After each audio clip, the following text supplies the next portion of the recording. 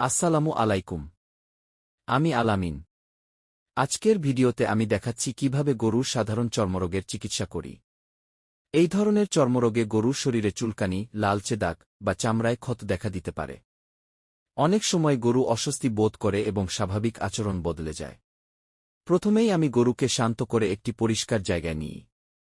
এরপর ক্ষত বা সমস্যা দেখা দেওয়া জায়গাগুলো ভালোভাবে দেখি। আমি আজ যে ইনজেকশনটা ব্যবহার করছি সেটা একজন অভিজ্ঞ পশু চিকিৎসকের পরামর্শ অনুযায়ী নেওয়া হয়েছে। ইনজেকশন দেওয়ার আগে জায়গাটা জীবাণুমুক্ত করে নিই, তারপর ধীরে ধীরে ইনজেকশন দেই। চিকিৎসার পাশাপাশি গরুর পরিচ্ছন্নতা বজায় রাখা খুব জরুরি।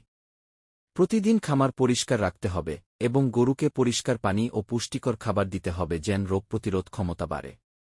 আশা করি ভিডিওটা দেখে আপনাদের উপকার হবে। ভালো লাগলে শেয়ার করুন আর আমার চ্যানেলটি সাবস্ক্রাইব করতে ভুলবেন না। ধন্যবাদ।